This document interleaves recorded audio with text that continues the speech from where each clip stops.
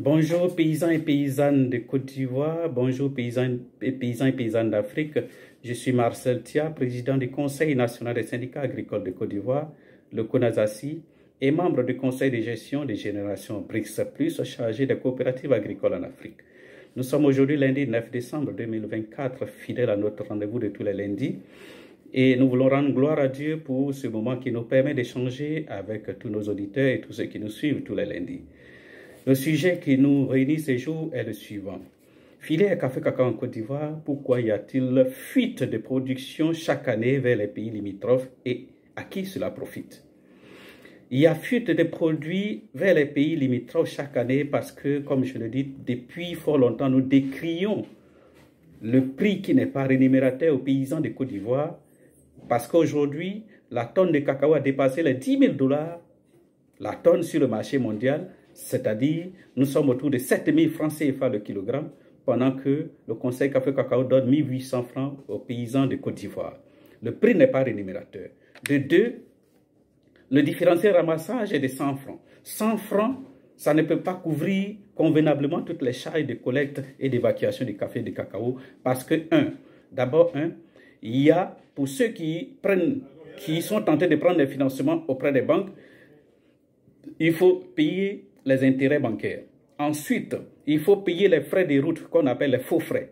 Parce que toutes les cargaisons de café et cacao sont aujourd'hui racketées systématiquement. Ensuite, les mauvais états des pistes. Ça veut dire que tous les véhicules qu'on utilise pour la collecte et même l'évacuation des produits vers les ports, tous ces véhicules-là doivent aller régulièrement en entretien au garage à cause du mauvais état de toutes les routes, des pistes villageoises comme les voies d'évacuation. Donc, les 100 francs. Ensuite, le carburant est extrêmement cher aujourd'hui. Le carburant étant cher, vous voyez un peu, route mauvaise, ça engendre l'augmentation de consommation de carburant.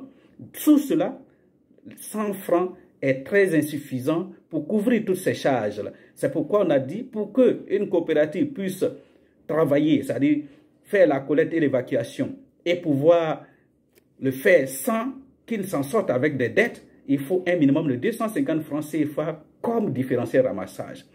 Parce qu'on ne peut pas continuer de fermer les yeux là-dessus. Chaque année, les coopératives et les acheteurs s'engagent dans le processus de collecte et d'évacuation du cacao, et à la fin de chaque campagne, les coopératives se retrouvent avec d'énormes dettes qu'elles n'arrivent pas à payer. Ce n'est pas normal. Il faut que cela change.